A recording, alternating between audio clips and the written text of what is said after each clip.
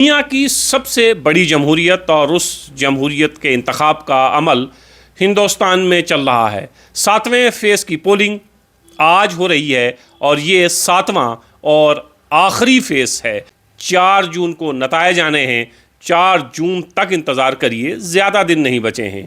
पता चलेगा सरकार पुरानी आती है, सरकार नई आती है, सरकार कौन सी आती है, आपका पसंदीदा उम्मीदवार पार्लियामेंट में पहुंचता है या नहीं पहुंच पाता। सिर्फ 4 जून का इंतज़ार करिए। 7वें फेज़ की पोलिंग इस वक्त चल रही है और कई बड़े सितारों की किस्मत का फैसला आज वहां की आवाम करेगी।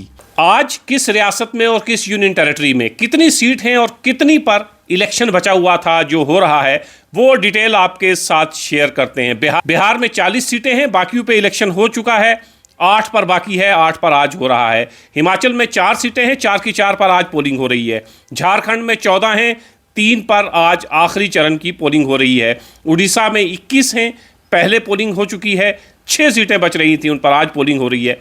पंजाब में पार्लियामेंट की 13 सीटें हैं, 13 की 13 पर इलेक्शन आज हो रहा है। उत्तर प्रदेश में सीटें हैं 80 और बची हुई जहां इलेक्शन नहीं हुआ था वो हैं 13, तो 80 में से 13 बच रही थी। तो उत्तर प्रदेश में भी आज 13 पार्लिमानी सीटों पर वोट डाले जा रहे हैं। वेस्ट बंगाल में है 42, 9 बच रहे थे, 9 पर पोलिंग हो रही है। ये वो सीटें हैं जिन पर अभी तक इलेक्शन नहीं हुआ था और 7th फेज़ में यहाँ इलेक्शन होना था। 7th फेज़ की पोलिंग आज हिंदुस्तान भर में हो रही है, जहाँ जहाँ इलेक्शन इससे पहले नहीं हुआ था। 7वें फेज़ में जिन जिन सीटों का इलेक्शन होना था, आज वहाँ के लोग अपने नुमाइंदों को चुनने के लिए घरों से बाहर निकले हैं, वोट डाल रहे हैं। बड़े सितारे जिनकी किस्मत का फैसला आज होना है, उसमें सबसे अहम नाम प्राइम मिनिस्टर नरेंद्र मोदी का है। नरेंद्र मोदी के लिए भी आज वोट डाले जाएंगे और वोट डालेगी वाराणसी की आवाम।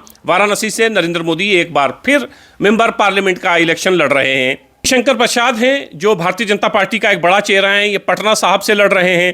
कंगना रनावत मंडी से इलेक्शन लड़ रही हैं, हिमाचल प्रदेश से। मनीष तिवारी चंडीगढ़ से इलेक्शन लड़ रहे हैं। समाजवादी पार्टी के लीडर अफजल अंसारी गाजीपुर से इलेक्शन लड़ रहे हैं। तो इस वक्त 2 सीटों पर खास तौर से नज़र बनी हुई है, एक वाराणसी से नरेंद्र मोदी और मंडी हिमाचल प्रदेश से कंगना रनावत। किसकी होगी हार, किसकी होगी? 6:30 बजे के बाद, आज 6:30 बजे के बाद एग्जिट पोल भी आना शुरू हो जाएंगे, तो पता चलेगा कि हवाओं का रुख किस तरफ है, कौन बाजी मारने की तैयारी में है। लेकिन फाइनल रिजल्ट 4 जून को आना है। उनको पता चलेगा कि पार्लियामेंट में नए चेहरे कितने होंगे या लोगों ने पुराने चेहरों पर ही भरोसा जताया है।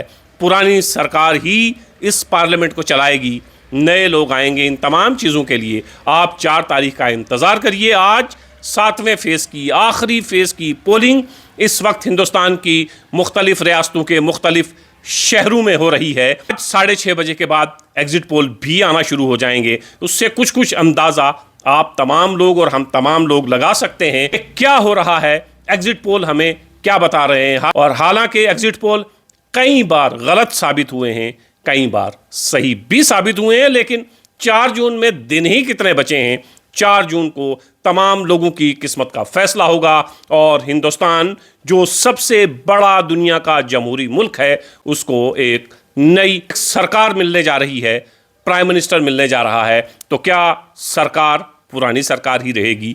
क्या प्राइम मिनिस्टर पुराने प्राइम मिनिस्टर ही रहेंगे? क्या पार्लियामेंट में कुछ नए चेहरे पहुंचेंगे या पुराने चेहरे ही रहेंगे?